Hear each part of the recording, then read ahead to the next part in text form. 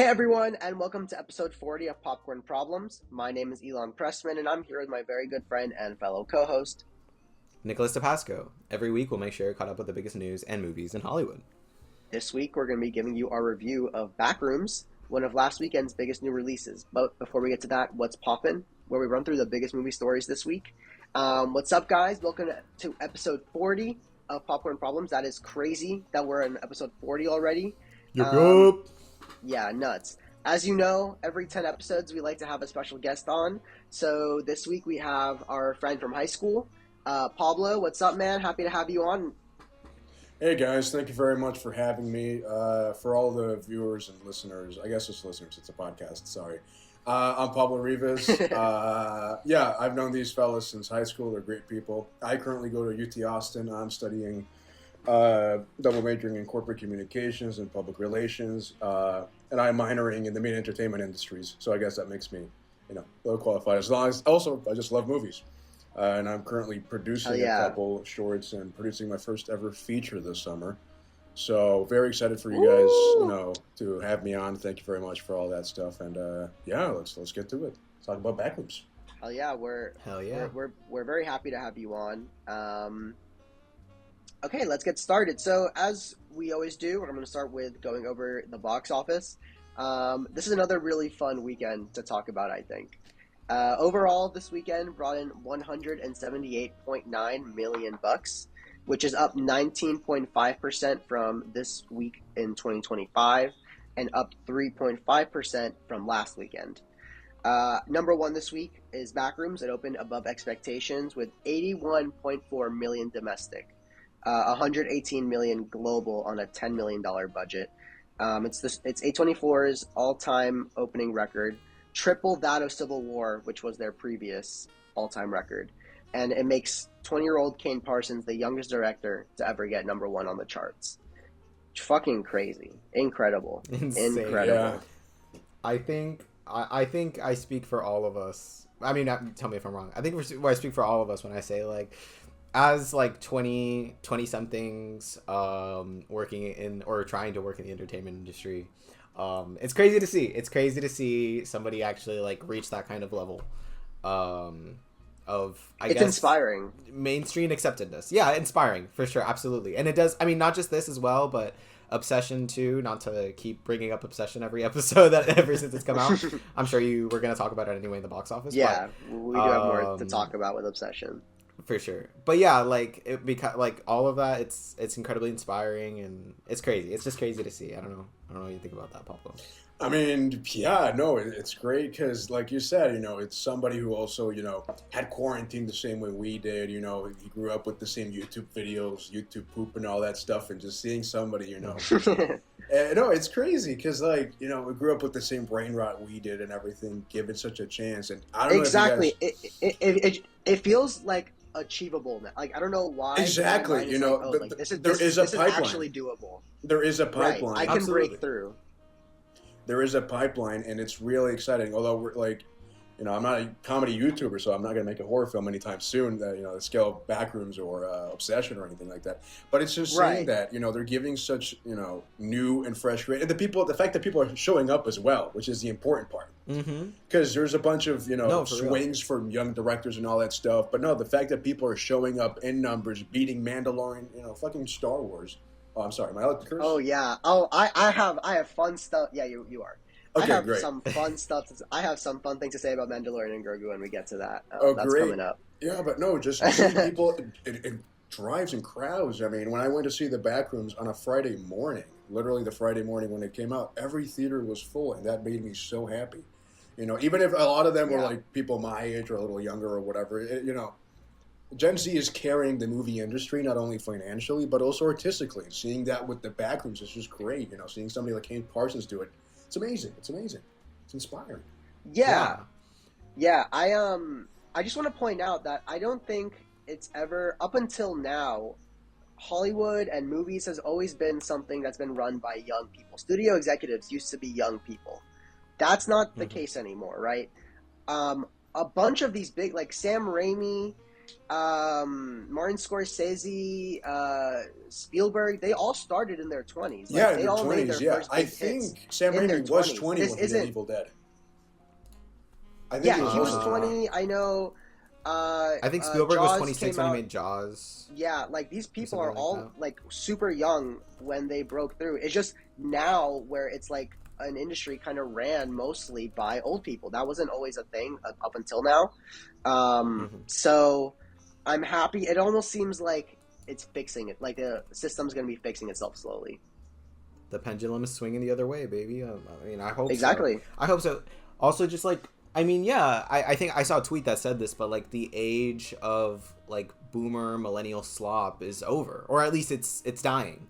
We're getting these like new interesting ideas from younger Gen Z artists, and what you said, people are showing up. I think honestly, it really comes down to just the quality of stories being told and the novelty of them. Like, novelty is something that is, I feel like, kind of underrepresented just because of how much we rely on like franchises and IP and such. So the fact that these are, I mean, I guess Backrooms to an extent is a franchise. Obsession is completely new, but or at least like Backrooms does have like an integrated audience beforehand. But I mean, regardless, even with that audience, it wouldn't be the big thing that it is right now if the movie itself wasn't good. And Right. we'll talk about it more when we actually bring it up to the movie. But I'm just very excited. I'm very excited for the future of cinema.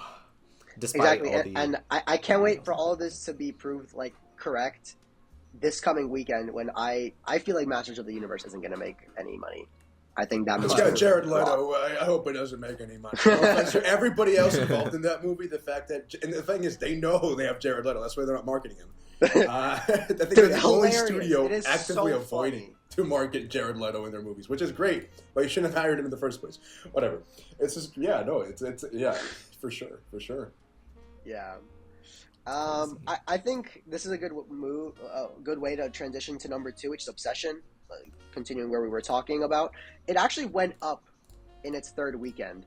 Went up 10%. So it pulled in 26.4 million domestic, which means that domestically it's at a gross of 104.7 million, and globally it's at 148.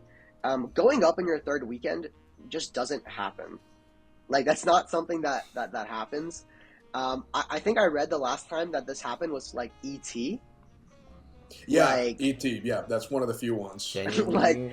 like that is like, are you like, we are genuinely seeing the next like big creatives of our generation being formed right in front of our eyes, and it's so awesome. I'm so happy, like I'm here, like experiencing it. And keep in mind, Cooper. Oh, sorry. No, continue. And keep in mind, E.T. had like big names like Michael Jackson attached to it to help promote that kind of stuff. So Obsession has no big name like that.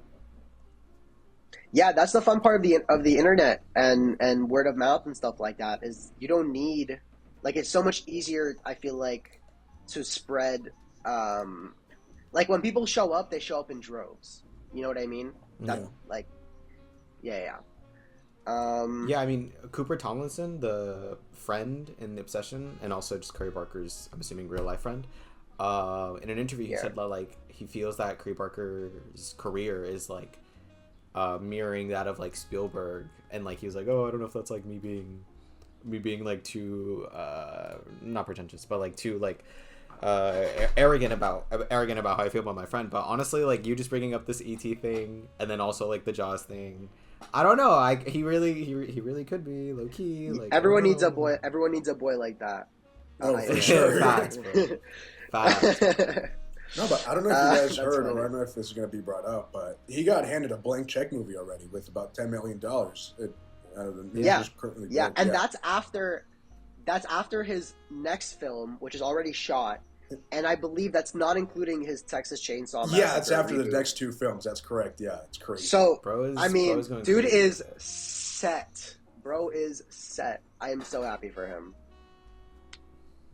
It's gonna be crazy to see everything he does afterwards. Yeah. Number 3, as I was alluding to, is Star Wars: The Mandalorian and Grogu. pulled in 25 million domestic, which was a 69% drop. Domestic total of 137.4 million. Global total of 246.6 million on a $165 million budget.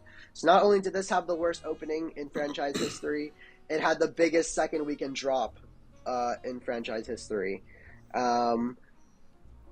are skinning Dave Filoni alive as we speak. Let it burn, bro. Let it die. About Let time. it die About already, time. please. Yeah. The Boken.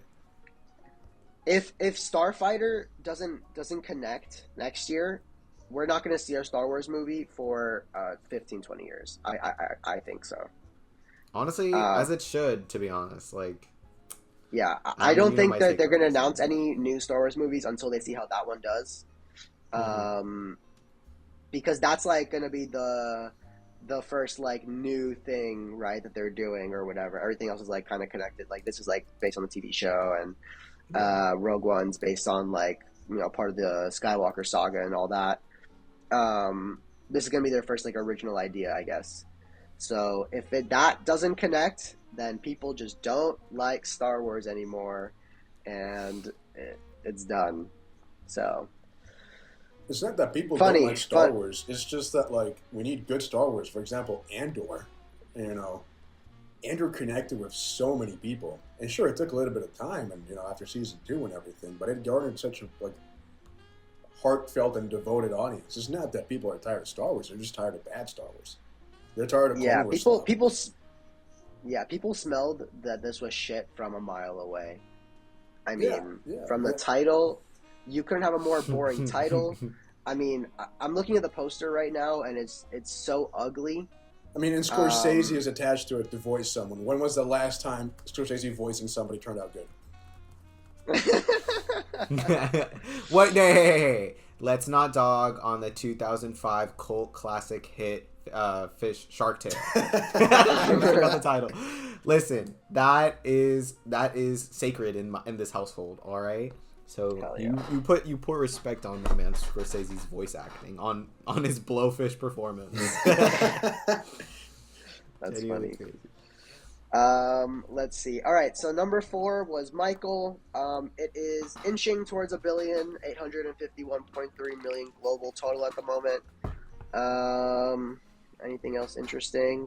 There's that new like Nate Bargatze comedy that opened. It opened in 5th place at 7.5 million domestic. That's about it. I do want to point out Mortal Kombat 2 is about to fall out of the top 10, and I think it barely made back its budget, which is pretty funny.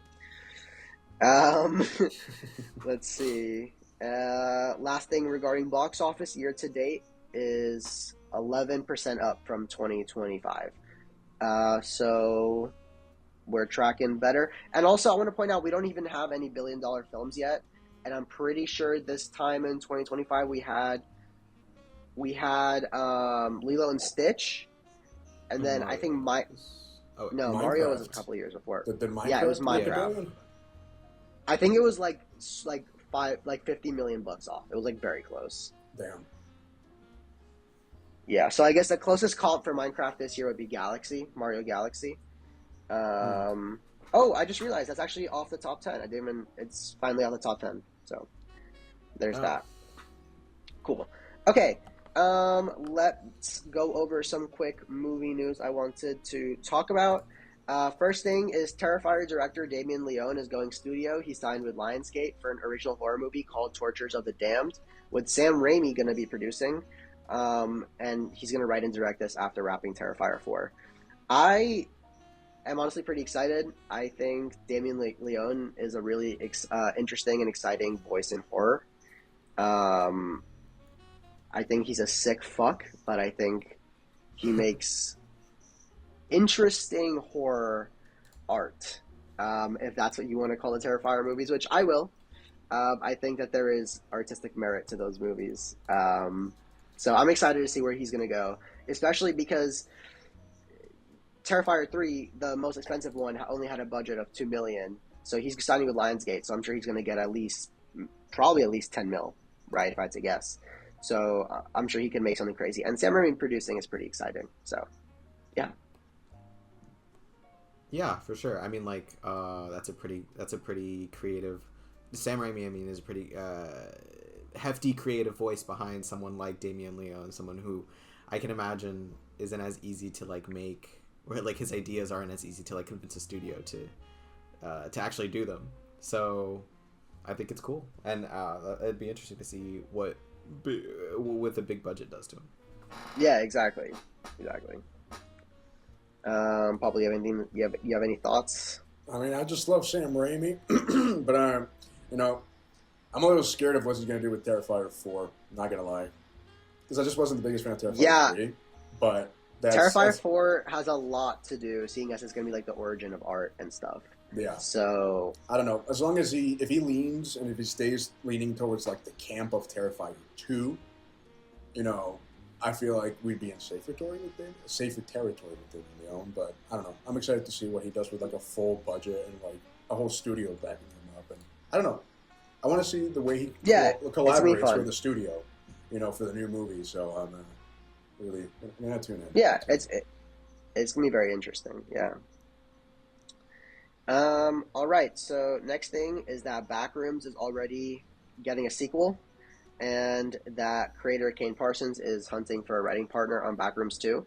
I'm honestly surprised, and we'll get into this when we review the movie, but I thought the writing was pretty strong on the film. So I don't know if he needs a writing partner, but I think it's cool that he's going to be getting one just to help execute his vision, I guess. I'm happy that I'm not surprised the movie's already getting a sequel. It clearly leaves room for one, and as we already said, it's A24's most successful film. So I'm not surprised. Is it A24's first sequel? I don't know if they've had any other sequels. That's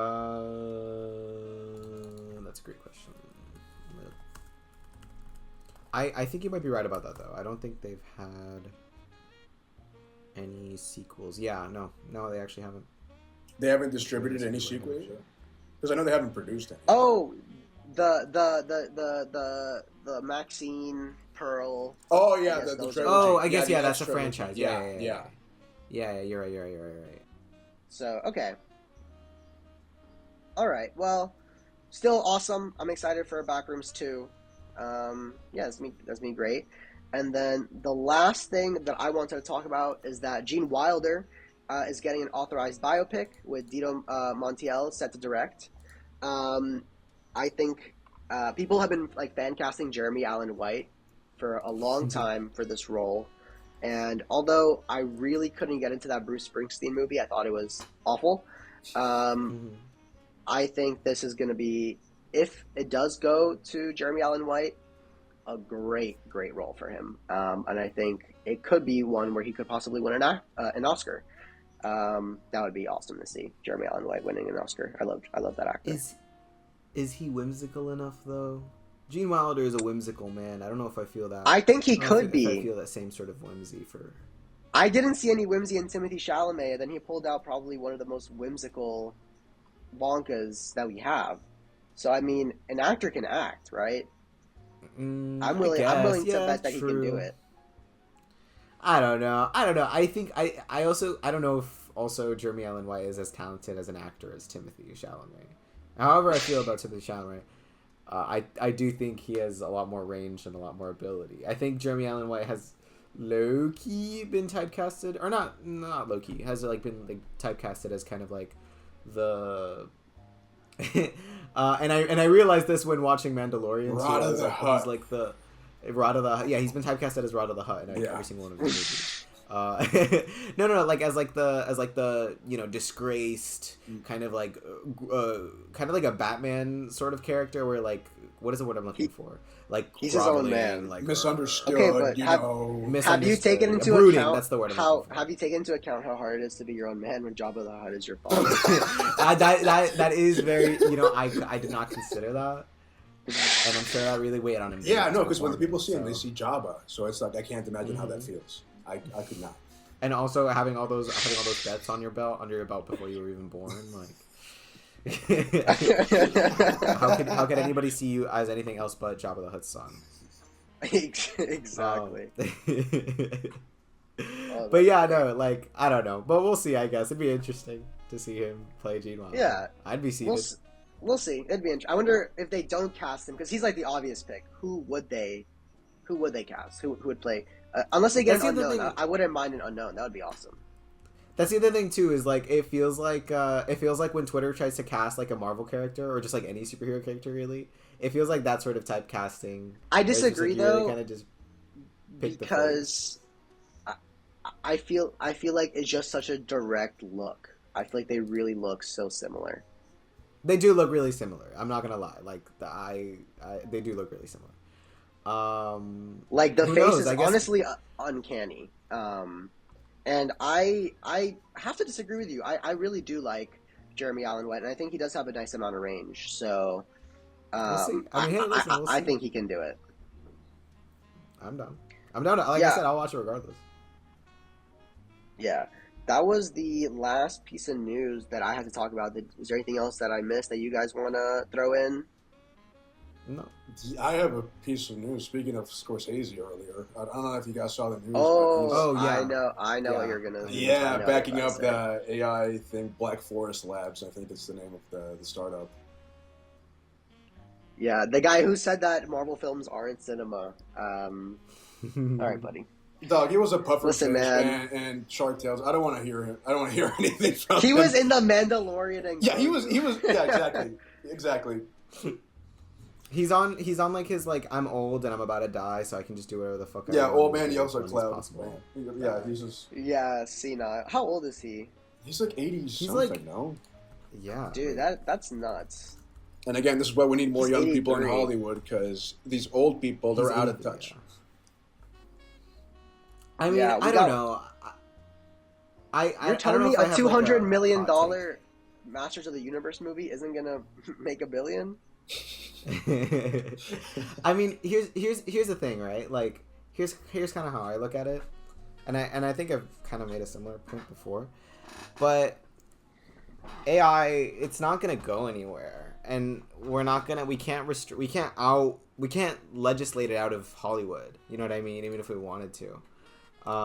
It's gonna find its little searing little tentacles through all the nooks and crannies because it has become a part of like the production pipeline. I don't use it, and I don't plan on using it. But the reality of the matter is that like it is going to be used in like more studio settings. It's going to be more up to like I guess the people behind it, like whether executives or directors or whatever, if it's how much it's used or if it's used at all. But for movies that nobody cares about, like the fifth Aquaman movie or just whatever sequels coming out, people aren't going to give a fuck enough to be like, no, let's not use AI in here. That movie would be written by AI. No, literally, that's what I mean. So we're in a point right now where it's like still a very new thing where like people are still getting used to it, but like 3 years, 5 years down the line, like it's just gonna be like something in our lives in our day to day. So what do I think he's doing here? If I want to be like really, there's two ways to look at it. There could be either him just like I said trying to make the most money because he's about to die, so he doesn't give a fuck about anything anymore, or he could be trying to kind of like within AI, within like the companies of AI themselves, like trying to regulate it as like kind of like guiding AI to be like, okay, let's not let it do this, let's let it do that, because that's what his role is. At least to my understanding, that's what his role is in this company, is kind of like an advisor / like overseer of it being used and everything. All things considered, like, would we rather just AI grow itself to become its own monster until we can't even control over it, or we don't have any control over it, or would we rather people that we do trust and people that, or trust in quotation marks, but like at least creatively trust, kind of like pave the way for this to be used ethically in the future? I kind of rather the second one, just because like there's no way, the future doesn't stop. You know what I mean? Like these things are just gonna keep going. It's going to keep evolving. It's only going to get better, I guess. But we'll see. We'll see. But I don't necessarily think it's 100% a bad thing. I mean, it's that mentality that, the companies have been paying millions for you to actually believe. When, there's such a big bubble when it comes to AI. And I don't know if you've read any studies and stuff, but it doesn't increase productivity and all that stuff, especially generative AI. Companies are I think funneling that's billions into it, and they're forcing people to use it. They're literally paying people to use more tokens and all that stuff. There was a controversy recently that a company spent over $600 million in just generative AI, just tokens for generative AI, and it did absolutely nothing. So it adds nothing to the pipeline, the way people, are being told that, oh, yes, it will change the pipeline and all that stuff. And it's the same thing with Darren Aronofsky before when he made that god-awful, oh, my God, yeah. revolutionary. Did you watch that? No, of course I didn't fucking watch that. Was it like that one, like, not black and white, that, like, heat tech? Or no, it was the baby one. It was the one with the giant floating baby heads. Is that what you're talking about? No, Darren, the guy from Black Swan, the guy who directed Darren Aronofsky. Oh, wait, yeah, I was thinking of Harmony Korine. No. No, when he made that god-awful Revolutionary War show to commemorate America's 250, when we, I 100%, yeah, I know what you're talking about. Yeah, these old people are out of touch, Unfortunately, yeah, sure, I get what you're saying with, I hope that we can trust creatives to pave the way, but we can't. We really can't, because these people don't actually understand the implications of what actually goes into the AI process and stuff. Sure, Martin Scorsese might just have an advisory role in that company and all that stuff, and he's basically like, we could use that to cut costs on storyboarding and everything, but then, that takes away a massive and really important conversation in the, film pipeline, which is storyboarding, talking to the creative director, talking with the set dresser and all that stuff, trying to, work, because again, film is a collaborative thing. The only way that these people are going to be happy with the AI technology is if they can, power monger over the whole project, and that's why it's great for somebody like Scorsese, because he'd be like, oh yeah, it turns out exactly what I want, because I think that AI knows exactly what I want and everything, because I type it in and it's exactly what it should give me, and I just, it's just completely out of touch for these old people, and I wish it was them trying to self-regulate. That'd be great, but it's really not. It's just them trying to cash out, them trying to be like, oh yeah, it's a new hip thing, it's a new industrial revolution, when in actuality, it just isn't. It's just another failed, it's just the .com bubble all over again, where people made websites for absolutely anything and everything, and 90% of them were useless. I'm not saying, AI doesn't have a place. Obviously it does. AI has been around for about 20, 30 years now, right? The way we understand AI is generative AI, it's been around for quite a bit, but, it's just the LLMs and all that stuff. That's my issue with them, because they're just useless. They're just absolutely useless. They contribute nothing to the conversation. And the reason why it feels so inevitable, it's because I saw this clip the other day that I think described it perfectly. It's like, when you drive by a breakfast place, and it's like, oh yeah, they're America's best waffles. Yeah, says who? The person trying to sell you those waffles? No shit, they're going to tell you it's the best waffles, according to the people that are trying to sell it, and that's exactly that, The reason why it feels so inevitable and everything is because of the bubble. That's it, There's so many companies investing in themselves, It's the biggest circle jerk of money I've seen. Because I don't know how, up to date you guys keep up with finances and everything, but the amount of exchanges when it comes to different companies, when it comes to investing in AI and projects and all that stuff, and buying equity with certain AI companies and all that kind of stuff, unfortunately, one of my internships is with the stock market and all that stuff. So, I have to learn about a lot of IPOs and everything. And it's just the biggest circle jerk of money you've ever seen. And it's so outrageous and gross the way these companies are mishandling the money when it comes to investing in AI and all that stuff. When, they can be investing in paying their employees a little bit more. Stuff like that. When that actually increases productivity rather than firing them. And then, because the craziest part is about 70% of them rehire them. And I'm sorry I'm getting heated about this topic. It's just that, this inevitability. No, you're good, bro. This inevitability of AI and all that stuff. It's just manufactured inevitability. It's not, it's not this inevitable force that will change the film industry, because people are rejecting it in their everyday lives, and it's a bipartisan thing. I don't know if you guys have seen, but there's a lot of people, especially when it comes to the AI data centers being built and all that stuff. People in rural red counties and Budfuck, Arkansas, for example. They're thinking about voting blue because they don't want the AI stuff. They don't like it. They don't like it. It has no value. And yeah, I know. Through the lines. I know that, Nick, for example, you switched over to Firefox because of the AI integration, right? Yeah, I mean, yeah, I did, because I was very much annoyed with how Google exactly. And injected it into their system. They're force-feeding it to us, and nobody likes being force-fed anything, and consumers are going to realize that, hey, why the fuck does TikTok need an AI? What the fuck is this TikTok taco? The thing is, no, I mean, I do think it is a bubble, for sure, the .com bubble, where, it was pushed and pushed. But the reality is also we still use .coms. It's still like the most popular, like I don't know what that is necessarily, or I guess domain on the internet. Nobody uses .2 or whatever. We use .com because it was a push back then, but now it's normalized. I kind of think it's the same way here, where AI is being pushed right now. It is being force fed to us in a disgusting way that I don't appreciate. But also the reality of the matter is people are using AI in their day-to-day lives just to like search up things or do research on things. Just things that would take like 2-3 clicks and like an article read back then are now being done with AI, and that's kind of the shortcut that people are using, and that's how people are using it every day. So I don't think there's ever, regardless of even if the eventuality of the bubble bursting, it will happen, but even if / when that happens, people already haven't gotten used to this source of knowledge at the end of the day, which is like which is just like a quick and easy way to get something done or to find some information, and that's not going to leave us as like all the data centers burn down or whatever. We're still going to find a way to like have some sort of AI system because people like convenience. That's kind of the way history has turned. Right. Ever I'm not saying since people the beginning are of just it. going to completely forget about it. I'm just saying, big companies and consumers are going to turn away from fully AI generated or stuff with AI generated content. Sure, It's like the same thing with the metaverse. It's the same thing with the not... metaverse. The massive push with the metaverse and the billions, and this is the future. It's the future, the inevitability of it, and everything. But also, what about like Tung Tung Tung Sahur and like all like the food reality videos on TikTok? Like genuinely, that's a good what argument. about like Triple T? What about Triple T? Like those are, like and like all the fruit reality videos on TikTok that people watch. Like like it's disgusting, but at the end of the day, they get like millions of views and millions of likes too. I don't think AI.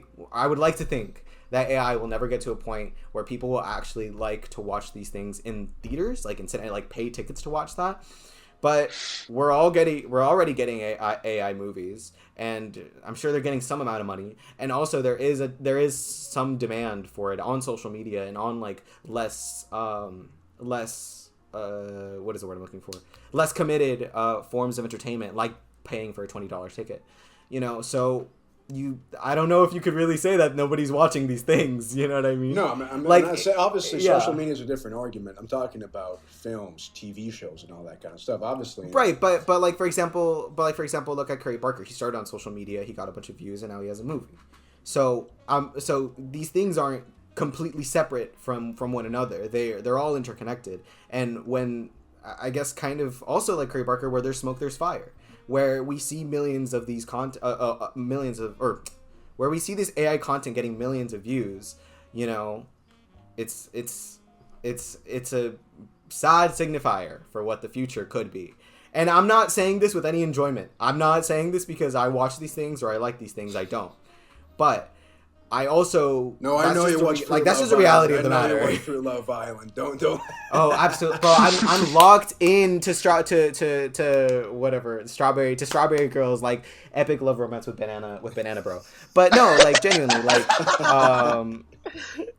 like it's I'm scared, but also it's also the reality, and I don't think there's anything that we could do about it. I think the best way to do is do the Martin Scorsese thing of kind of having guidance about it, because that's also how just technology and history has worked. Whenever there's a new thing, and it's become as big as it is, it's always stuck around. Whether it decreases or increases or decreases is neither here nor there, but it sticks around, and that's kind of how AI is at this point, in my opinion. Interesting. Yeah. Again. It is a thing right now, but again, I just don't think Scorsese's doing it for the reasons you think he's doing it. I'd love to think that he's actually trying to regulate it, but I'd love to ask him. I'd love to ask him. Yeah, no, he's just doing it for the money. Bro, does like he's doing it for the money. Yeah, most likely. I don't know. It's just I like your optimism, like Nick. I really wish I could share that optimism with you, but we've seen creatives mishandle new technologies like that before, and it's just Yeah, I mean, do you know? I don't know. Sorry to like put this out a little further, but do you know about Jonan Vasquez? Sorry, no, not Jonan Vasquez. Oh my god. The Book of Life director. Yes. And then the Amazon with the 3 shows and stuff with the BuzzFeed Yeah. Cupcake So and then the K-pop Demon Hunters, but they're not demon. The fucking what was it? The something Love Hunters. Whatever. Well, he was a part of like a Yes. For those who don't know, he was a part of an AI kind of like startup studio funded by Amazon, in which he was to make an animated show. He's directed and made animated movies and shows before. His name is Jorge R. Gutierrez. But yeah, so he was about to make an animated show or movie, I don't remember. And then it got like put out in the public, like, you know, just a movie, whatever. It got into put out in the public as news, and then he got a bunch of flack for it. And then he ended up leaving the project because of it. So I don't know what opinion I have on this necessarily, but I do think this is kind of sort of a different situation than the Martin Scorsese. As Martin Scorsese is being more an advisor, Jorge R. Gutierrez is right. He was directly involved, the, actually pumping out, you know, a show, exactly, quote unquote, and, if you could call it that. Yeah, and something that I didn't consider when first hearing the news is that like he's being directly involved with people with artists losing their jobs, because instead of going to an artist for like a concept or whatever or a piece of animation, the way that he's doing this is to find a way to make AI essentially take their jobs, essentially do their jobs faster, quicker, whatever you want to do it. And I think this is an example of bad practice with AI in Hollywood currently, where like, yeah, like this is absolutely what you should do. At the end of the day, are these differences going to really matter in like 3 years when like it's all just one mesh and blob of everything? Who knows? But I do think that like, yeah, like, you know, him getting flack for this on Twitter is probably the appropriate response. Not probably, is the appropriate response, and I'm glad that he dropped out of it, not just as an artist or as a Latin artist, but like, yeah, like to keep in solidarity with all the people who are losing their jobs, which I because of AI right now, which I do think is tragic. And also I'm glad that it's not working out, for maybe not in artist circles, but for other companies like you mentioned earlier. Yeah, no, again, about 70% of people who get fired because of quote unquote AI get rehired immediately. Yeah, that's because you know, that's true. Human work is invaluable, and that's the thing that, you know, Scorsese is trying to cut with the pipeline, you know, because he's using it for, you know, and it's an ego thing too, and it's an ego thing, like I alluded to earlier. It's an ego thing, you know. He has this one vision, and he doesn't want to collaborate with people. He doesn't want to pay other people because it's his vision and his vision alone. And again, I just feel like these tools, especially for legacy directors like Scorsese, they're just really dangerous in the hands of, you know, people with such power and such powerful voices in the film industry. That's why, you know, I don't think he's regulating. That's why I think he's just using it for, you know, because he's old and he thinks, oh, this is cool, and oh, I get to cut out the middleman when it comes to what for this shot. Okay, I could just try it the way I want to. I don't have to discuss and argue with this person. I just feel like Scorsese respects. I don't know. I do have like it is an optimistic caricature of Scorsese and what I think he might be as a person. But you know, he's made so many movies up to this point, and this is all speculation at this point now. But he's made so many movies. He has garnered all this respect and love for both himself towards the movie making community and also the movie making community back to him, that I don't see him. I feel like that's not the type. I feel like he wouldn't want to do it just to cut out the middleman. I feel like he appreciates the I guess collaborative process of filmmaking, or else he wouldn't have made so many movies up to this point. But like I said, it could also just be it could also just be him being old and wanting money. It's an ego thing. It's an ego thing, unfortunately. Yeah, I mean, this is maybe. Yeah. And again, and the thing is, he's using the technology and everything. So it's just like, it's not even like he's justifies it. He said it. He's used it and all that kind of stuff. And again, never meet your heroes, Nick. I hate to be this kind of guy, but never meet your heroes. You know? I guess we'll just have to see like what his first big implementation of it is going to be. Yeah, that's very true. All right. Is there anything else you guys wanted to mention regarding that or any other news this week? Nah, that's it. I think we Actually. can jump straight into the Backrooms. I think. I think we can no clip there. Okay, yeah. I mean, I guess do you guys have anything interesting that you watched this week, or should we just skip over what we watched? um, I guess I can talk about this quickly. Yeah, go ahead. I don't know if you guys watched this. The Euphoria finale. Okay, I didn't watch it, but I know what happens in it. Okay. Yeah, I don't know. I think just some quick thoughts on the season. It's very different from both too, and I think it's getting a lot of flack because of that. Sam Levinson is not the greatest writer, but he also has weird moments of gold, which is kind of how I felt about a lot of the season, wherein I was bored for the majority of it. But also there was like these little moments of shine between either character interactions or set pieces or whatever it is that really confused me as someone who's like trying to understand him as an artist of like why are you doing this, what are you doing this for, what's the point, what's the purpose. At the end of the day, the whole season felt pretty superficial, yet I kind of appreciated the Western kind of like image he was trying to create, and all like the bright colors. The cinematography was gorgeous. I can't lie, that is one of the main reasons I did come back watching every episode, was just because it looked beautiful and I really enjoyed the striking visual style behind it. But overall it's a shame that the show has the perception that it does right now. How would you rank and it's a shame that it the deserves seasons? it. How would I rank the seasons? Shit. I think honestly, this is so crazy. I think it'd go season 1, season 3, and then season 2, because I just thought season 2 was boring. Okay. I haven't seen it, so I don't know what happened. I was just curious. No, that's fine. But yeah, I think a lot of people don't like this new season because of how different it is. But honestly, like, I was interested at the beginning, and I was interested to see like, oh, okay, this is like something completely different with these characters. Like, let's see it. Let's see where this goes. Let's see what journey he takes us on. And honestly, I wasn't necessarily disappointed with the whole story. I just wish the interpersonal moments were a little better. But yeah, that's pretty much it. I watched Euphoria.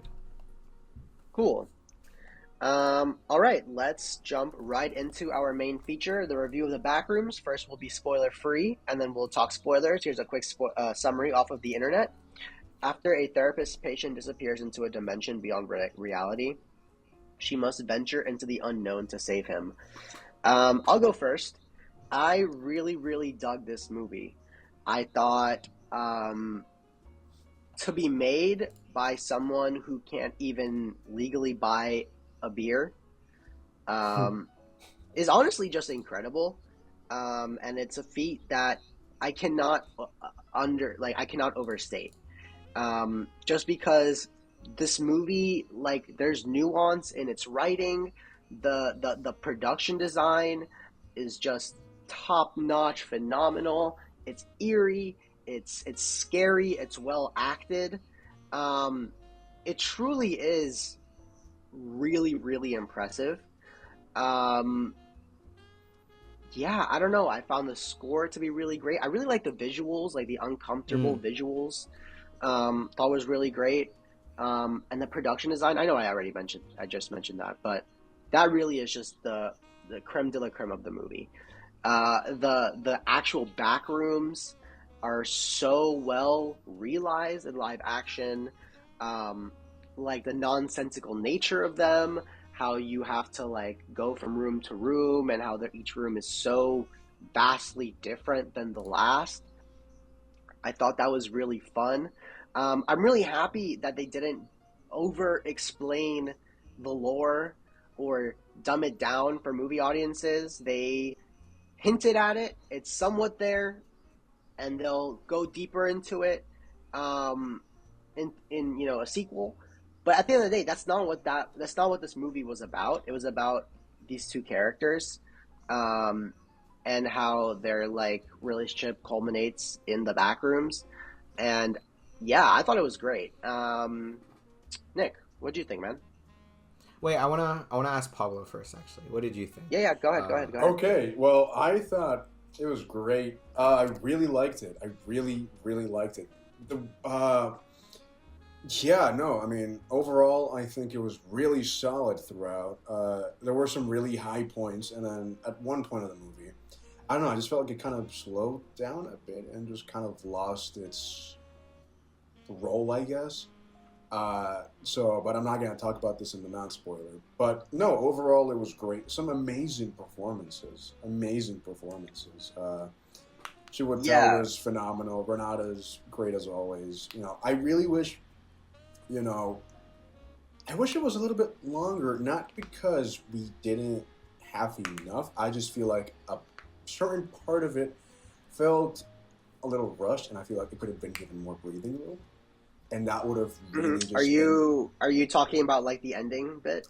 I am talking You don't have to about. go into specifics. Okay. Yeah, I am talking about the ending, especially the last third, which is going back to your comment about he doesn't need a co-writer. I think he definitely does, because it's definitely it's definitely a debut film, right? It's got great concepts and everything. Not to put it down. It's a great thing that's a debut thing, but it's also a debut, and that's his first big project like that, and it kind of shows, and it's kind of endearing at the same time. But it's just if he partners with a writer for the second one, I think it's gonna surpass any and all limitations he had with the first. He did partner with a writer for this movie. He did partnered with Will Sadek. Oh, okay. And he co-wrote it with Kane Parsons. Great. Okay. So I guess he's just replacing him for the next one. Is that what it is then? No offense to the co-writer, or I don't know if Kane Parsons is with the script and everything, but I don't know. I just feel like a deeper conversation about the third act could have really benefited the movie. Not because it was bad, but because it just didn't quite stick the landing, in my opinion. Okay, interesting. I'm excited to go into spoilers and kind of get more about that from you. What did you think of like the way the Backrooms were realized? And no, I'm not even going to talk about the production design without getting to spoilers, because there's so much I want to say, because it's beautiful, it's phenomenal. The fact that it was built practically, cool. It shows, and you feel the immersiveness of it. It's phenomenal. But again, I don't want to talk about I'm so happy we're off the volume. I'm so happy we're done with the volume Yes, I'm technology. so tired of that bland. Yeah, whatever. Yeah, I'm not gonna talk about it because I want to get into spoilers, because it's just it's exciting stuff. It's heard. Yeah. All right, Nick. Oh, sorry, I didn't hear you. Cut that out. Yeah, I really liked it as well. I would also agree that like the third act was it felt like chopped together, and also it was kind of a shame, just because I do feel like there was before that third act there was a lot of the movie that was just like being slow and kind of boring, where I get that the whole point of this film is like the atmosphere of it and like getting into it, but I just thought you could cut that scene down a few seconds or like a few minutes, and just speed up a few things so that then maybe or maybe just cut that scene down so that we could have more time in the third act. Whatever, it is what it is. But regardless of that, like I really like this movie. I was really into it. I think it really sold me as soon as he started walking into the actual battle and like exploring everything, seeing all the nooks and crannies of it all. I was very impressed with, I guess, the production design of it as well. Dude, it'd be crazy if this won like a production design Oscar or something like that, or like a nomination. I think it might get I think it would get nominated. I could see a world where it can get nominated. Yeah, for sure. But dude, Oscar nominated 21-year-old or whatever. That's crazy. But yeah, like, dude. But yeah, no, honestly, like, all things considered, I do like the fact that Kane. I like the fact that like he made this movie and it wasn't like, oh, we're gonna hire like this like studio, kind of like what they did for the Slender Man movie. Oh my god, that was where they. I mean, to be fair. No, literally, and to be fair, we don't necessarily. No, actually, yeah, the creator Slenderman is out there somewhere. Like, I think he's like a known guy, but yeah, I very much like the fact that A24 was like, no, we're gonna give it to the kid who actually made it because he knows what he's doing, And yeah, and I something Kane mentioned in an interview that I saw was that they, for this film, they tried keeping the back rooms as the background and the plot as the plot, like the plot as its own narrative, because that's how it works in most creepypastas or on like internet, on where you know, where the things that these type of stories come from. A lot of the times it's like the creepypasta itself isn't Ben Drowned, for example. Ben Drowned. The story of Ben Drowned isn't Ben that drowned. It's a kid finds Ocarina of Time, and then there's like a weird character called Ben Drowned in it. So my point with that is like the story isn't Ben Drowned. The story is the kid, and so I like how they maintain that for this film. And he mentioned in the interview, he was like, there are other movies that I can talk about. Bro, just say Five Nights at Freddy's. Just say Five Nights at Freddy's, all right? Okay, Like, I know which interview you're talking about. I saw that. Yeah. Bro, like, and Five Nights at Freddy's is the absolute opposite of this, and that's why I like this. It's just because like they actually knew what to do. They actually knew that they needed a plot, and it surprised me too because you know, there's a lot of young people watching this movie, and yet the plot. I guess can we go into spoilers now? Are we? But before we go, I guess we can go into spoilers. Or did you want to say something? Yeah. I was just gonna say, like, I really, really liked just like the vibe of the movie. Yeah. Like, I liked the aesthetic of the furniture store. Like, I liked like the sad, like kind of uncomfortable, like unhappy feeling that like both the characters like exhumed. Like, I don't know, it just really worked for me. That's good. That's all I wanted to say. We can head into spoilers. If you haven't seen the movie and you plan to, now is a great time for you to click off. All right. Yeah, I was just very also surprised just because the story is about a guy going through like a divorce, and it's very middle aged, and it's very like, I guess what you would call like an old person type story. Not like an old person type story, but like a story that more middle aged people would relate to. Yeah, I left the theater and I saw like this. I overheard these group of teenagers talking about like, yeah, like that was really good, and I really liked the story too. And I was like, that's so interesting that these teenagers like still found care and relevance towards a story about like that literally has nothing to do with them. And I think it just goes to show that like, bro, you really just need something. You can't just have a gimmick and let that gimmick be the gimmick, which was what I was afraid that this was going to be. And which is what Five Nights at Freddy's and other creepypasta movies are like. You just need something. You need something with a little bit of meat on its bones that it kind of relates to the gimmick and also is just like genuine and heartfelt. I don't know. I guess the story came from Will Sadok or maybe Kane Parsons. I don't know who this story came from, but I think it's brilliant in terms of like filmmaking, in terms of like making this internet thing into an actual movie. And also, yeah, like I also wanted to mention that I like the fact that people are getting used to weird images, and not just weird images in like the image of what's being shown on film, but also like the way it's being showed, like with the different cameras and everything like that. I guess we've seen that here and there for like, for example, like Blair Witch Project back then, like that was all on like a DVR, like shitty camera or something like that. But I think my point with saying that is just I really do think that like whatever conventions of like rules of how a movie should be made or what needs to be in a film or whatever, I think that's breaking down, and I think these films are helping break that down. And yeah, it's like the new wave to see that. Yeah, it is. It really feels like that. I don't want to call it too soon, but it really does feel like that. But I kind of took the topic off the film. Yeah. What did you guys think of like the creatures, the entities? Yeah, I thought they were awesome. I thought they were so minimalistic, but yet still so unnerving.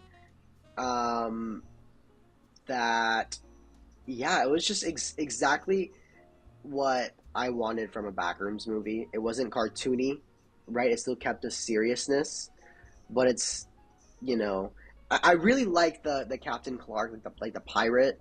and how that was like like the way it mirrored oh my god, what's it? Oh, Clark. Lol. And the way it mirrored Clark's character. Obviously that's what the point of the Backrooms, but I just thought that was so great. I thought it was so well realized, like the way he looked. I think it was practical, right? Because that like they had Yes. the world's tallest guy. Yeah, so awesome. Technically Practical black is just person. always the way to go. Always, always, always the way to go. Yeah, Yeah, no. and not just. Sorry, continue. No, sorry, I was just gonna say that. I kind of wish we saw less of the still lives. Because in that dinner scene, they just kind of dragged on, and it kind of took away from the suspense of what am I looking at, you know? Because it's one thing with analog horror and that type of horror as a genre that it's one of its biggest strengths. It's the fact that you can see, but you can't really make out what it is. I just feel like we were exposed to Right. them a little bit too much, especially in the dinner scene. And I Okay, think that kind of interesting. lost its flair. The way when they went to the Christmas room, that was perfect. You could barely see them. It had you wondering, especially the guy with the light in the wheelchair. Like I was terrified of that. I was like, oh my god. I think that had to be like the top scariest scene, honestly. Exactly, because we saw a bit, but not too much, right? And then once the dinner, we see everything playing inside. You know, we see that they're harmless and all that stuff. Yeah, it's a little bit uncanny and all that stuff, but you know, it doesn't use the momentum that not knowing. You know, it's the Jaws rule. You know, don't see the shark that much. But the times you do see the shark, make sure it's really scary. Don't just leave the shark hanging in there for like 10 minutes while they're having a conversation in the back. Right. It's the fear of the unknown. Exactly, and that's the biggest strength of that kind of horror, especially when it comes to the Backrooms. The whole thing is that it's unknown. Don't just show us, hey, yeah, no, these guys are like chill. You know, they're just like sitting there. One of them just flickers a light, and the other one just has like 6 eyes. You know, like that's one of the writing problems I also had an issue with that dinner scene. It's just Yeah, I wanted to talk about that because I also, or I mean, you can just continue, but I wanted to bring that up. yeah, no, I mean, it's just the way that, and also a bit of the dialogue felt really clunky in that scene, which is why I feel like they should bring in a second writer. I am not saying that the writers were bad. I'm just saying that they really mishandled the third act. And also, it's just, again, because that's one of the biggest strengths, and I really wish that they still played into it, that they kept playing into it throughout. And, yeah, no. What are you saying, the mystery? Yeah, the mystery and the not knowing and the seeing it a bit and unfamiliar and stuff. For example, one of the scariest part was when Clark was, like, peeking his, like, arm through when, Mary first, like, goes into the back room when she's looking at the picture of the pirate and we see like a hand. You know, that was some of the scariest part. The Christmas room, that was one of the scariest parts.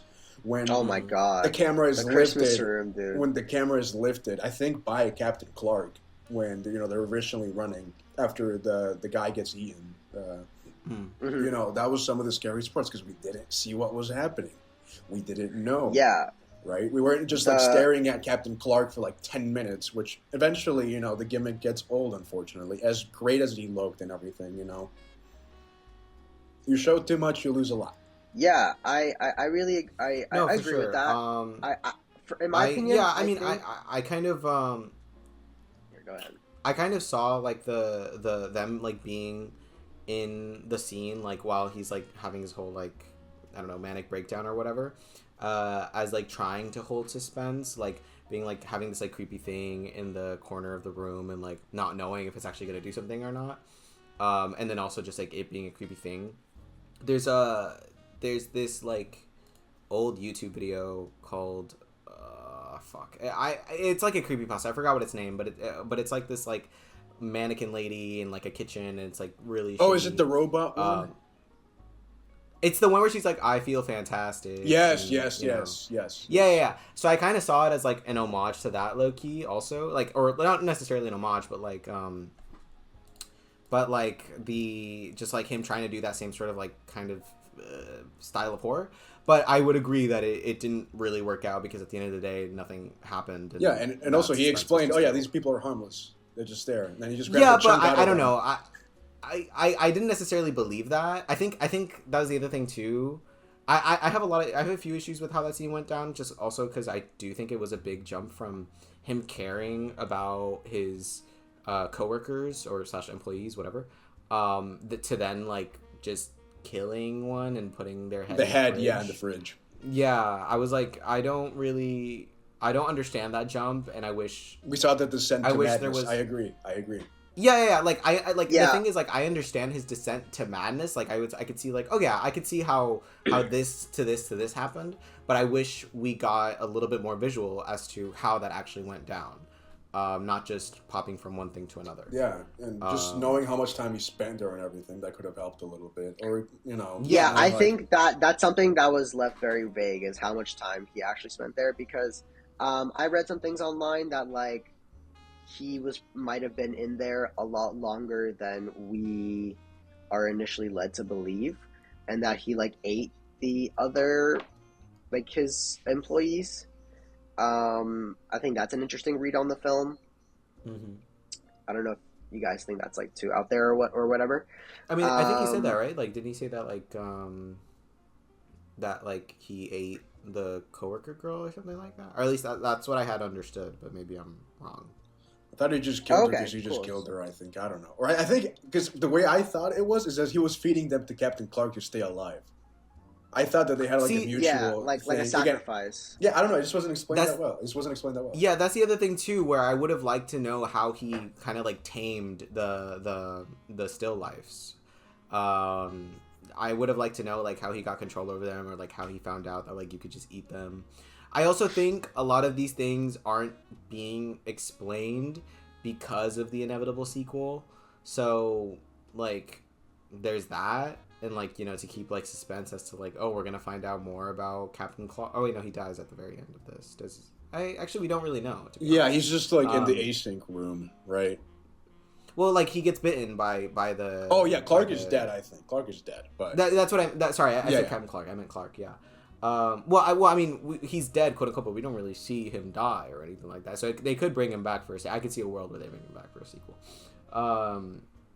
Yeah, I don't know.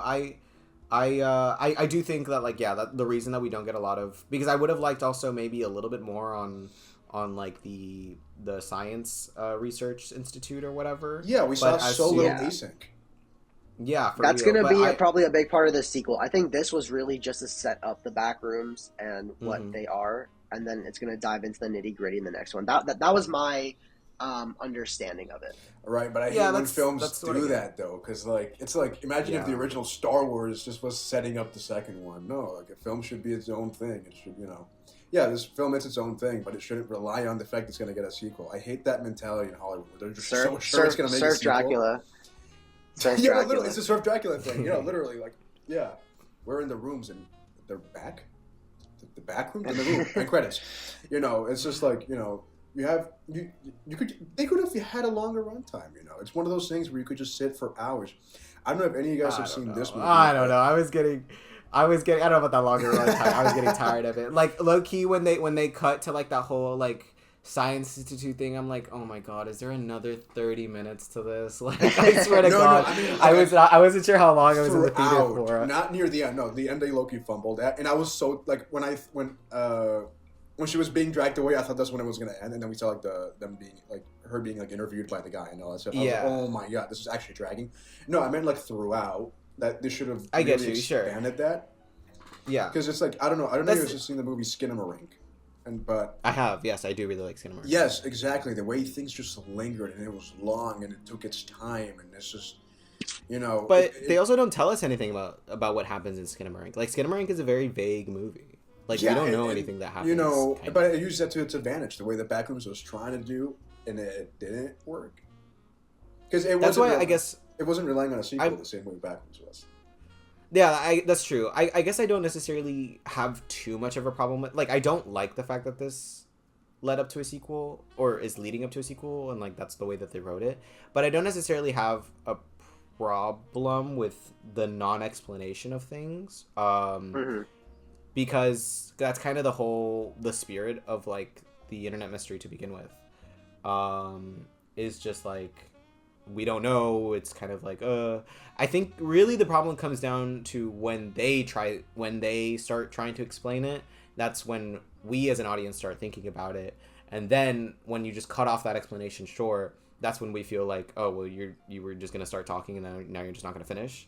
Like, yeah, it shot itself in the foot. I think Exactly, kind of. So I mean, Yeah.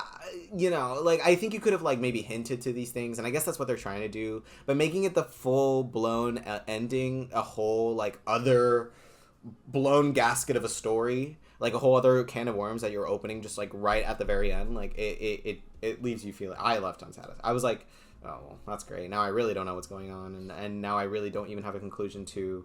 I guess the main character is is Clark, but now our main character is. What is her name? Mary? Mary, yes. Mary, yeah. So, yeah, I guess we don't really have a conclusion to her whole story arc, which sucks, but whatever. I want to be a little bit more positive, guys. I really liked the found footage section of the movie. I thought that was really great. Like, that whole bit. I did too. Those are some of its and best then, scenes. like- Absolutely. The beginning, Yeah, and then when that's- they first, like, no clip there. Yes. Yeah.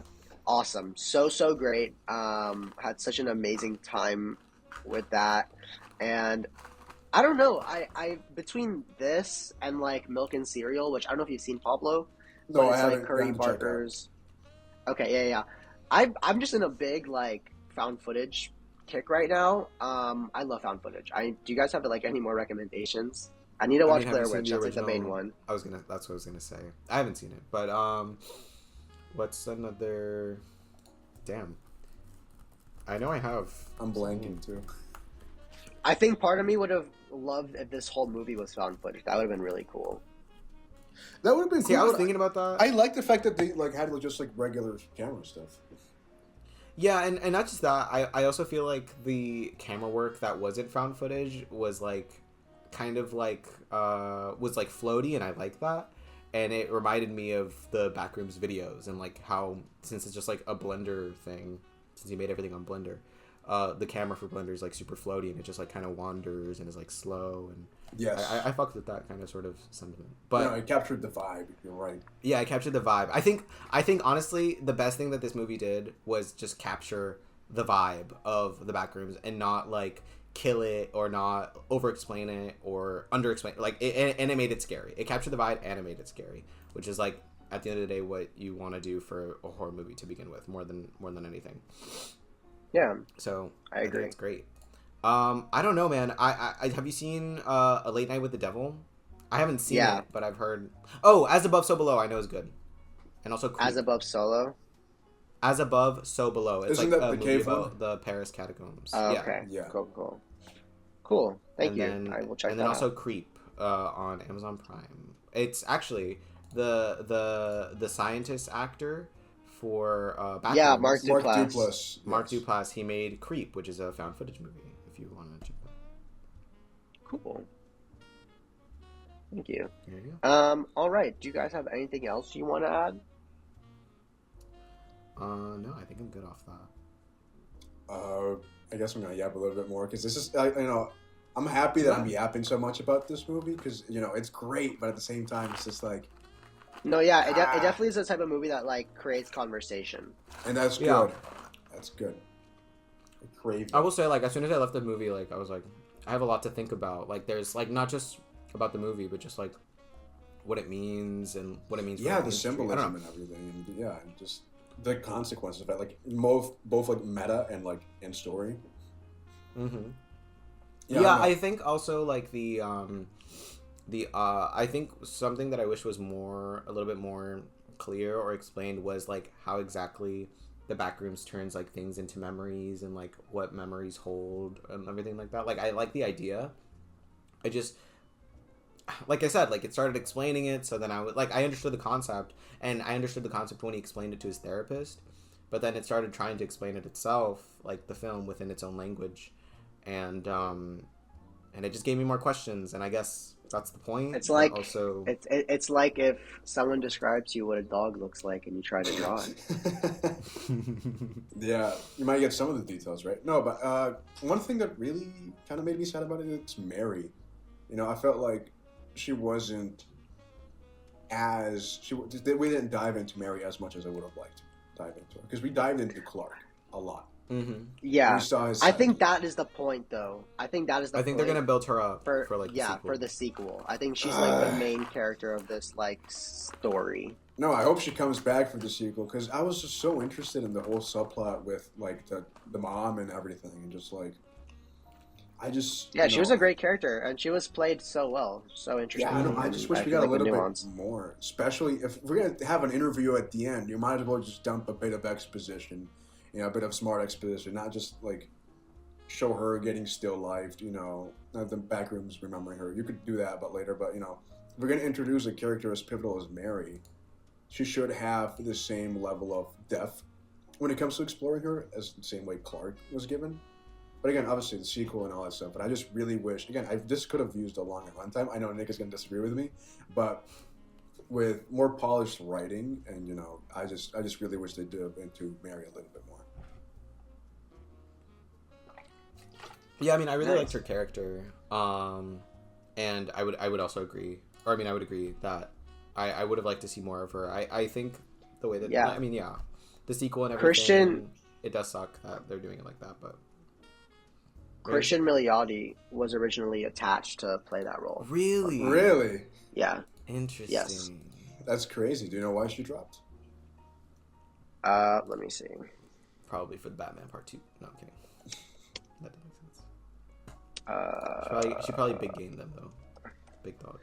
Let's see. I also was thinking like it is kind of brave of Renee. The deal just fell through. Oh, okay. Makes sense. Yeah, it is kind of brave of Renee and I don't want to get his name wrong. Chiwetel Ejiofor. Yeah, Chiwetel Ejiofor. To like attach themselves to not just like such a young director, but also like such a weird concept that like is not easily understood. I think they're very like they're two like weird actors to like pick from the bunch of actors, but they're also probably one of the only ones that like agreed to it. Like I don't think this is the type of story or script or concept that like would have actors like biting at the chomp to like do. So that's the other thing too that I appreciate within their performance is like just the trust with that they had. I don't know. I don't know if that's like something that like you can really be visually felt or something like that. No, but I don't know. Was felt. Yes, absolutely. Yeah, the commitment. That's what I meant. Yeah, that's a better word. The commitment was felt. Absolutely. You could feel they were in the movie. Yeah, for sure. And just the way they talk about it, I don't know. I think it's very cool. I very much appreciate that those two actors gave this movie a shot, and it turned out great. Yeah, absolutely. Yeah, I know I said a lot of negative things, but it's just that I just really liked it a lot, and it's just it left me wanting more. Right? More. Thank God we're getting a sequel, hopefully, but at the same time, Yeah. Hopefully, the Backrooms 2 will go deeper into all the things that you had issues with, but keep all the production design and all those elements that we liked from this one. I could see this becoming like a really, really big franchise. I'd much rather they do a show than a sequel movie, in my opinion. I just feel like with the show's runtime, they could really take advantage of it. Yeah, that'd be really cool. Yeah, I could agree. And they could tell more different. They could tell more riskier stories when it comes to TV, which is the good part. I really wish that this could eventually become a TV show, even if it's after the movies. I would like a Backrooms TV show.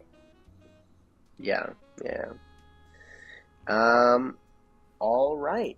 I believe that's it for episode 40 of Popcorn Problems. Thank you guys so much for joining us. Thank you, Pablo, for joining us. It's been great to have you on. Thank you. Yes, of course.